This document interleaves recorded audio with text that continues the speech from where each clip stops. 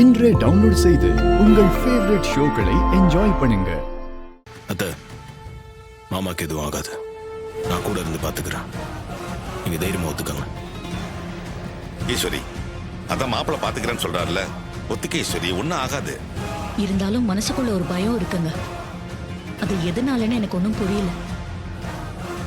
நீங்க தைரியமா ஒத்துக்கங்க, நான் பாத்துக்கிறேன். அத்தை,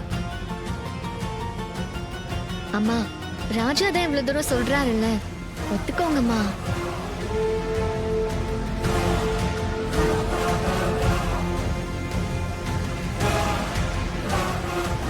சரி மாப்பிள்ள, நீங்க சொல்றதுனால நான் இதுக்கு ஒத்துக்கிறேன்.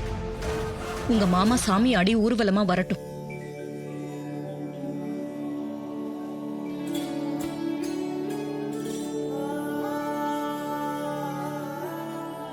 எல்லாம் நல்லபடியா நடக்கும். அத்தை, நீங்க கவலைப்படாதீங்க.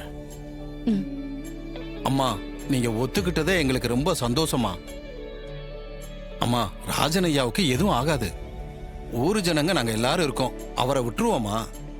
நீங்க தைரியமா இருங்கம்மா. அப்ப நாங்க வரோமா? வாங்க தம்பி, எங்களுக்காக பேசுனீங்க. ரொம்ப நன்றி தம்பி. நாங்க வரோம். வாங்க. ஐயா, நாங்க வாங்க. வரோங்க. வாங்கப்பா. இந்த முறை கும்பாபிஷேகத்துக்கு முன்னாடி என் மக ராசராசன் சாமி எடுத்துக்கிட்டு ஊர்வலம் வரணும்னு சொன்னான். அதுக்கு என் மருமக சாமுண்டீஸ்வரி ஒத்துக்குவாளோ மாட்டாளோன்னு சந்தேகமாவே இருந்தது. ஒரு வழியா எல்லாரும் பேசி அவளை சம்மதிக்க வச்சுட்டாங்க. அதான் எனக்கு ரெட்டிப்பு சந்தோஷம். சாமி கட்டி ஊர்வலம் வரதா? அப்படின்னா என்னம்மா? சொல்றேன். ஒவ்வொரு முறையும் திருவிழா நடக்கிறதுக்கு முன்னாடி சாமி கட்டி ஊரை வலம் வந்து சாமி உத்தரவு கொடுக்கும். அப்படி உத்தரவு கொடுத்தாதான் திருவிழாவே நடத்துவாங்களாம். ஒவ்வொரு முறையும் என் வீட்டுக்காரர் தான் சாமி கட்டி ஊரை வலம் வந்து அருள்வாக்கு சொல்வாரு. இந்த முறை என் மக ராசராச சாமி கட்டி ஊர்வலம் வரப்போறான். அதுதான் சந்தோஷம்னு சொன்னேன். அப்படியாம்மா? நிஜமாவே ரொம்ப சந்தோஷமான விஷயமா. இருங்க, உங்களுக்கு எதுனா சூட கொண்டு வரேன். சரி. வா மாயாண்டி. வணக்கம்மா, நல்லா இருக்கீங்களா? நல்லா இருக்கேன். என்னம்மா திடீர்னு வர சொல்லிருக்கீங்க? என்ன விஷயம்? உன்னால ஒரு காரியம் ஆகணும் மாயாண்டி. சொல்லுங்கம்மா, செஞ்சு முடிச்சிருவோம். பக்கத்து ஊர்ல நாளைக்கு கோவில்ல கும்பாபிஷேகம் நடக்க போகுது. தெரியும், சொல்லுங்க. இன்னைக்கு நைட்டு அந்த ராஜா சேதுபதியோட புள்ள ராஜராஜன் தான் சாமியாடி வேட்டைக்கு ஊரை சுத்தி வரப்போறான். அப்போ அவனை வழியிலே எங்கேயாவது காலி பண்ணிடணும். இதுதான் மேட்ரா? விடுங்க, அவன் கதையை முடிச்சிடுறேன். அவசரப்படாத மாயாண்டி. அது கொலை மாதிரி தெரியக்கூடாது. சாமி தான் அவனை வதம் பண்ண மாதிரி இருக்கணும். ஊர் ஜனங்களும் அத நம்பணும். நாம தான் செஞ்சோன்னு யாருக்கும் எந்த சந்தேகமும் வரக்கூடாது. இதெல்லாம் நீங்க சொல்லணுமா? பக்காவா ஸ்கெட்ச் போட்டு அவன் கதையை முடிச்சிடுறேன். உங்களுக்கே தெரியும், மாயாண்டு ஒரு காரியத்துல இறங்குனானா அதை முடிக்காம விட மாட்டான்னு. சரி, இதுக்கு நீ கூலியா எவ்வளவு எதிர்பார்க்கற? வழக்கமா இந்த மாதிரி ஆளை முடிக்க 5 to 10 லட்சம் ரூபாய் வரைக்கும் கேட்பேன். 10 லட்சம் என்ன? நான் உனக்கு 20 லட்சம் ரூபாய் தரேன். நீ சத்தம் இல்லாம அவனை தீர்த்து கட்டிடு, அது போதும். என்னம்மா, என்ன பணத்தாலேயே குளிப்பாட்டுறேன்னு சொல்றீங்க? நீங்க இப்பவே அவனை க்ளோஸ் பண்ணிட்டு தான் நினைச்சுக்கங்க. நீ நினைக்கிற மாதிரி அது ஈஸியான காரியம் இல்ல.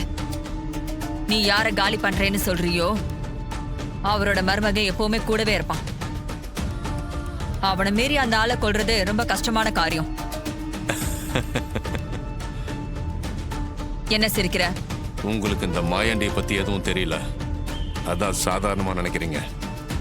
ஒன்ன சாதாரணமா நினைக்கல, அவன் சூராதி சூரன்னு சொல்ற. அத்த, நீங்களே சொல்லுங்க. ஆமா மாயாண்டி, அவ நாம நினைக்கிறத விட ரொம்ப டேஞ்சரானவன். நாங்களும் எவ்வளவோ போராடி பார்த்தோம், ஒண்ணுமே முடியல. 100 யானை பலத்தோட இருக்கிறவன்.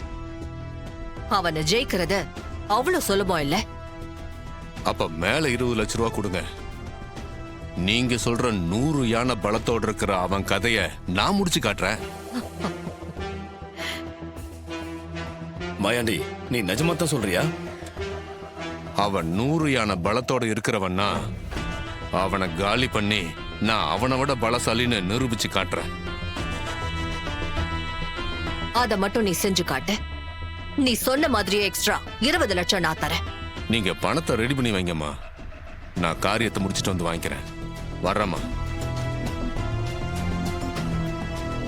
இந்த கும்பாபிஷேகத்துக்கு அப்புறம் நம்ம ஊர்ல நல்ல மழை தண்ணி பெஞ்சு ஊரும் செழிப்பாகணும், ஜனங்களும் சந்தோஷமா இருக்கணும். அதுதான் எங்களோட ஆசை. எங்க அப்பா செஞ்ச கோயில் காரியத்தை நானும் செய்யறது எனக்கு கிடைச்ச பாக்கியம். பல வருஷமா தடைப்பட்டிருந்தது, திரும்பவும் நடக்க போகுதுன்னு நினைக்கும் போது உங்களை போலவே என் மனசுக்கும் நிறைவா இருக்கு. எல்லாம் இந்த கடவுளோட சித்தம். ஐயா, பெரிய ஐயா நம்ம ஊர் ஜனங்க மேல அன்பும் அக்கறையும் கொண்டவர். ஊர்ல யாருக்காவது பிரச்சனைன்னு வந்தா அதை தன்னோட பிரச்சனையா நினைச்சு தீர்த்து வைப்பாரு. நம்ம ஊர் காவல் தெய்வம் மாதிரி தான் இந்த ஜனங்க அவரை பாக்குறாங்க. கேட்கவே ரொம்ப சந்தோஷமா இருக்குங்க. நான் இந்த ஊருக்குன்னு பெருசா எதுவும் செஞ்சதில்ல. இருந்தாலும் எங்க அப்பா மேல காட்டுற அன்பு பாசம் எல்லாத்தையும் என் மேலையும் காட்டுறீங்க. அவருக்கு கொடுக்கிற மரியாதையை எனக்கும் கொடுக்குறீங்க. இனிமே இந்த ஊருக்கு என்னால முடிஞ்ச நல்ல விஷயங்களை நான் செய்வேன். முன்ன மாதிரி அடிக்கடி வராம போகாம இருக்க மாட்டேன். இனிமே அடிக்கடி வருவேன். என்னால முடிஞ்ச நல்லதெல்லாம் இந்த ஊருக்கு செய்வேன். ஐயா, இது போதுங்க ஐயா. உங்ககிட்ட நாங்க எதிர்பார்க்கறதும் இதுதான். பெரிய ஐயா இடத்துல இருந்து எல்லாத்தையும் நீங்க தான் செய்யணும். அம்மா, நின்னு போன கும்பாபிஷேகம் திரும்ப நடக்க போகுது. இந்த கும்பாபிஷேகம் நடக்குமா அப்படின்னு பல வருஷமா நம்ம ஊர்ல எல்லாரும் மனசுலயும் ஒரு ஏக்கம் இருந்தது.